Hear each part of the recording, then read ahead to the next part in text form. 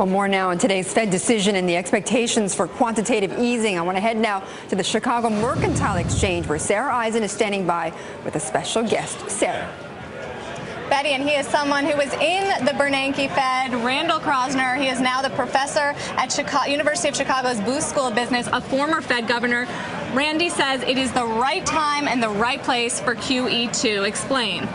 I think it's really important for the Fed to be ahead of the curve. There's a small chance, not a very large chance, but a small chance of deflation expectations coming up. And I think it's really important that the Fed prevent that from happening. What does Ben Bernanke say? What is the message? It's going to be very difficult for him to convey in the FOMC statement, probably 3 sentences, answers to a $1 trillion question.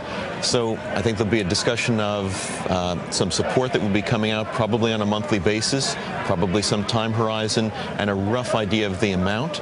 But it's probably going to be somewhat open-ended so that if things start going south, they can act very quickly.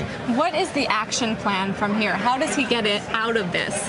Well, I think by structuring it this way of a certain amount per month, it makes it very easy to start taking it back if things start turning around. So I think it's a really good insurance plan against the downside risk of deflation. And you've seen what's happened with the markets. The dollar has lost more than 6% of its value since August. Is the Fed trying to devalue the dollar? There's no, well, I'm not there, so I can't say, but I don't think there's any explicit plan on that. I think there's an understanding there's a consequence of providing more quantitative easing that'll probably weaken the currency, but the main focus is trying to boost economic growth and prevent deflation. Former Fed Chairman Paul Volcker said that some people are worried that this move toward more quantitative easing will create inflation. That's a concern. But you're not concerned about that. Well, it is a concern. This is a very difficult balancing act that the FOMC is trying to do, of trying to boost inflation and inflation expectations a little bit to avoid the downside risk of deflation, but without those inflation expectations becoming unanchored. There really hasn't been a successful central bank being successful in pulling this off. I think if anyone's going to do it, it's going to be the Bernanke Fed. It's been hard to find anyone that says that QE2 will provide a significant boost to the economy. What do you say? Well, I think it's necessary to provide the foundation for growth. It's not sufficient with all the uncertainties in the political situation, and particularly with respect to fiscal policy and tax policy. Those would be the necessary conditions to get growth going. But I really think of this as buying an insurance policy against a very bad downside outcome.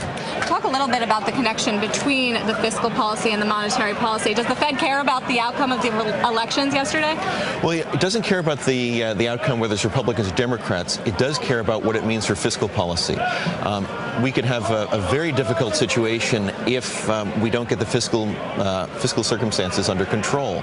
If taxes suddenly zoom up, that could be very difficult for growth in the short run. But we have to deal with the long-run fiscal problem also, because otherwise that could lead to disorderly devaluation of the dollar, could lead to spikes in interest rates.